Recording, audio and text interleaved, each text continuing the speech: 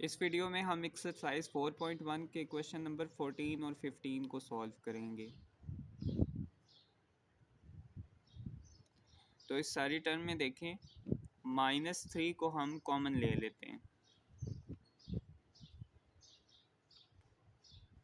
और साथ में एक्स स्क्वेयर को भी कॉमन ले लेते हैं। -3 एक्स स्क्वेयर को कॉमन लिया, बाकी देखें क्या बचा, एक्स स्क्वेयर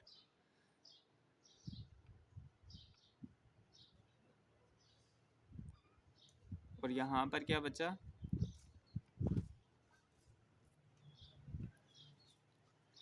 तो ये ब्रैकेट के अंदर जो टर्म लिखी हुई है इसको देखें, एक्स स्क्वेयर को -8 से मल्टीप्लाई करें तो हमारे पास -8 एक्स स्क्वेयर आता है। तो हमें दो ऐसे नंबर्स चाहिए कि जिनको मल्टीप्लाई करें तो -8 एक्स स्क्वेयर आए और जिनको प्लस या माइनस करें आपस में तो हमारे पास +7x आए। तो ऐसे दो नंबर क्या हैं, 8 और 1 नहीं है। तो इसकी फैक्टराइजेशन कर लें,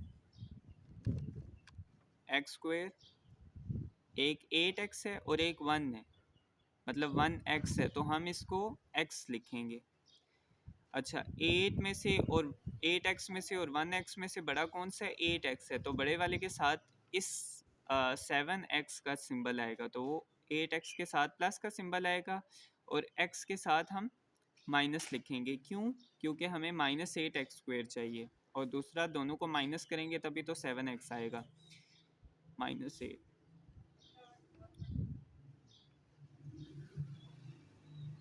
अब इस टर्म में से देखें, इस टर्म में हमारे पास क्या कॉमन है, x कॉमन है, बाकी क्या बचा, x + 8, और इस टर्म में से -1 कॉमन ले लें तो x + 8 बचा।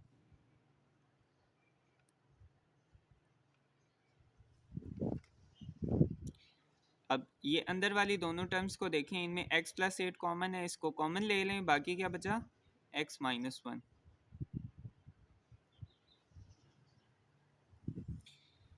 तो ये आपका आंसर है।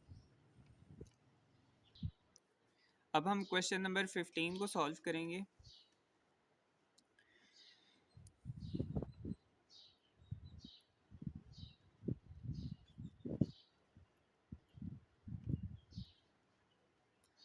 तो इसको देखें ज़रा,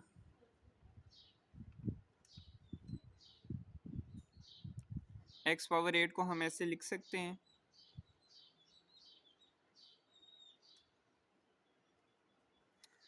तो ये मैंने इसको थोड़ा रीअरेंज करके लिख लिया, लेकिन हमने फार्मूला बनाना है तो हम ज़ीरो की जगह इस चीज़ को पुट कर सकते हैं।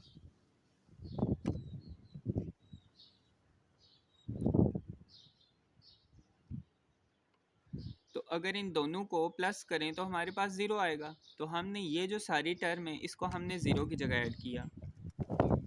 तो हम इसको थोड़ा रीअरेंज करके लिख लेते हैं,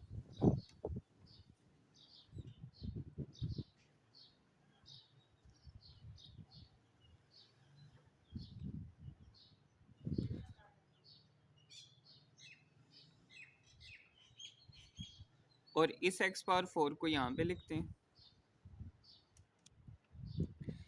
ये अगर आप देखें तो आपके पास क्या बन रहा है, x⁻4 को एज्यूम करें इस ब्रैकेट के अंदर जो भी चीज़ है वो a है, ठीक है।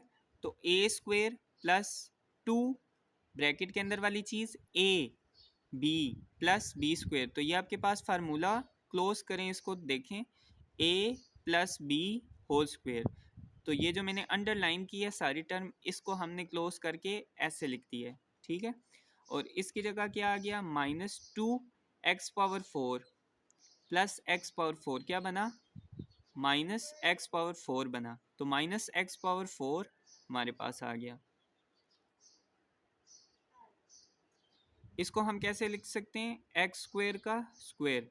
तो अगर आप x⁻4 + 1 इस सारी ब्रैकेट के अंदर जो भी चीज़ लिखी हुई है अगर आप उसको a एज्यूम करें तो ये क्या बना, a² माइनस, और इधर x² को b एज्यूम करें तो a² - b², तो इसका फार्मूला ओपन करें, क्या बनता है, a x⁻4 + 1, इस सारी टर्म को मैं कह रहा हूँ a + b into a - b, ठीक है।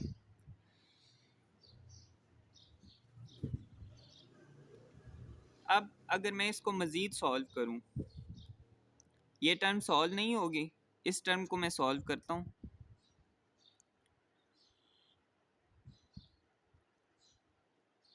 तो x पावर 4 को मैं ऐसे लिख सकता हूँ, x पावर 2 की पावर 2, 2 2 ज़ा 4, मतलब पावर्स आपस में मल्टीप्लाई होती हैं, तो 2 2 से मल्टीप्लाई होके 4 आ जाएगा।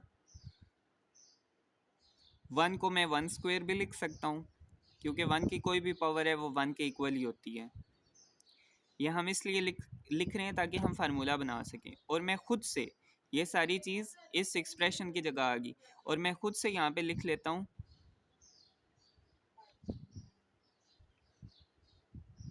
2x स्क्वायर इंटू 1 और माइनस 2x स्क्वायर इंटू 1। तो ये हमारे पास जब दोनों ऐड होंगे तो ये ज़ीरो हो जाएंगे, और हमें पता है कि कोई भी एक्सप्रेशन है उसके अंदर ज़ीरो होता है, तो ये हमने ज़ीरो की जगह ऐड कर लिया। मतलब ये करने से कोई एक्सप्रेशन पे ओवरऑल कोई इफ़ेक्ट नहीं होगा, ठीक है। बाकी ये एज इट इज़ आप लिख लें, x power 4 plus 1 minus x square. इसको मैं थोड़ा रीअरेंज करके लिख लेता हूँ।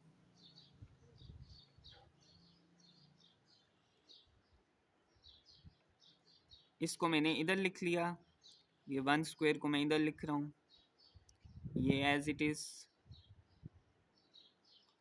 और ये प्लस एक्स स्क्वायर इधर आप लिख लें, और ये भी एज इट इज़।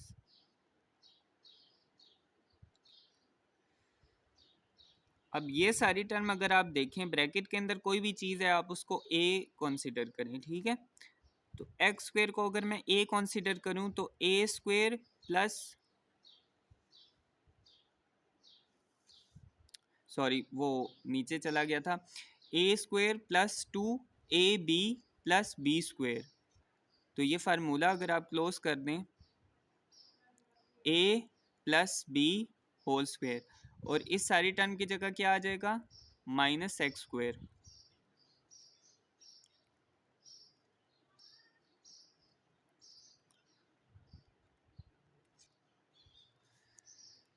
तो अगर आप इसको एज्यूम करें, ब्रैकेट के अंदर जो भी लिखा है उसको आप एज्यूम कर लेंगे वो a है, तो ये क्या बन जाएगा, a square minus B square. तो फार्मूला ओपन करें, आपके पास क्या बनता है, a यानी एक्स स्क्वायर प्लस 1, इस सारे टर्म को मैं अगर एज्यूम करूं a प्लस ये वाली term b into a x square plus 1 minus b जो कि x है।